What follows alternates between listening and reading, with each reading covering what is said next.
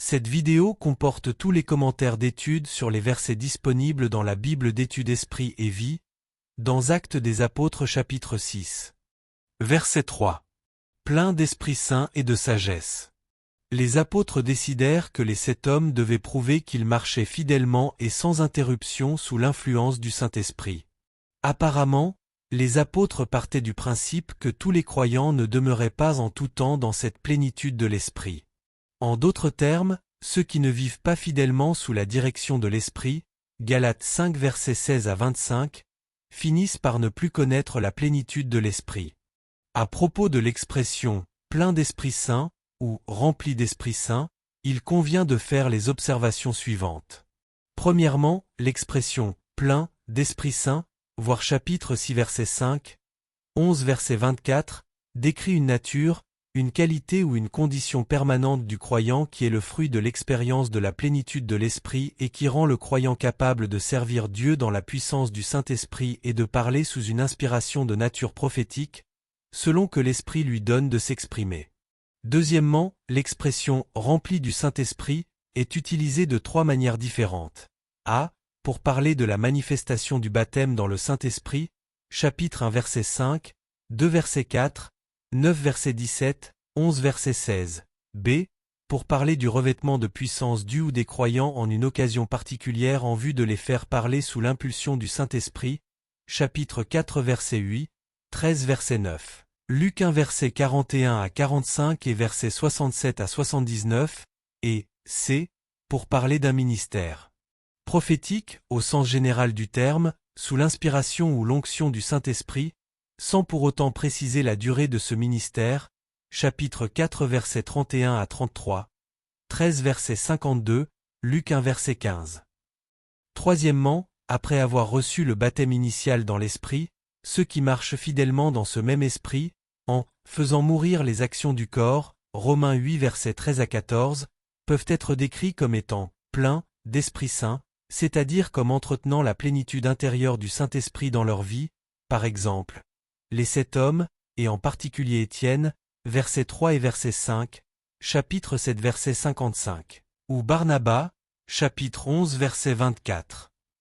Il convient également d'ajouter que ceux qui entretiennent la plénitude du Saint-Esprit peuvent recevoir un renouvellement de l'Esprit en vue d'un but ou d'une tâche particulière, et en particulier un revêtement de puissance leur permettant de parler sous l'impulsion du Saint-Esprit. Verset 4. À nous appliquer à la prière. Le baptême dans le Saint-Esprit ne suffit pas pour conduire le peuple de Dieu avec efficacité. Les dirigeants spirituels doivent constamment se consacrer à la prière et à la prédication de la parole. Le verbe traduit par « s'appliquer à » en grec proskartereo, exprime une fidélité ferme et déterminée, ainsi que le don de son temps pour mener une certaine action. Les apôtres ressentaient que la prière et le ministère de la parole constituaient la tâche la plus importante des dirigeants spirituels.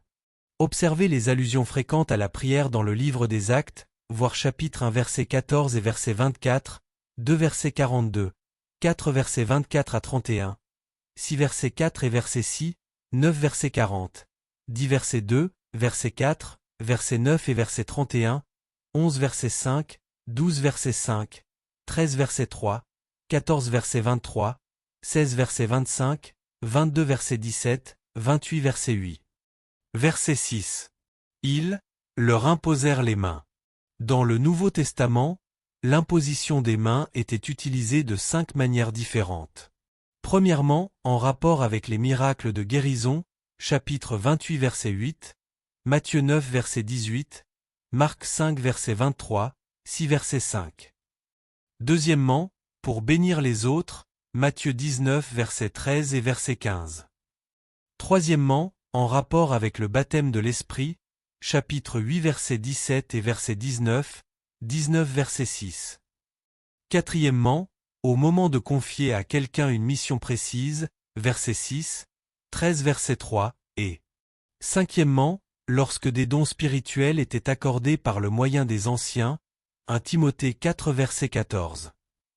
Étant l'un des moyens que Dieu utilise pour accorder dons et bénédictions aux autres, l'imposition des mains est devenue une doctrine fondamentale de l'Église primitive, Hébreux 6 verset 2. Elle ne doit pas être dissociée de la prière, car cette dernière indique que les dons de la grâce, la guérison ou le baptême dans le Saint-Esprit viennent de Dieu et non des personnes qui exercent leur ministère. La consécration ou l'ordination des 7 hommes a signifié d'abord 2 choses. Premièrement, il s'agissait d'un témoignage public rendu par l'Église au fait que ces 7 hommes étaient connus pour leur persévérance dans la sainteté et pour leur fidélité à l'égard de la direction de l'Esprit, voir 1 Timothée 3 versets 1 à 10.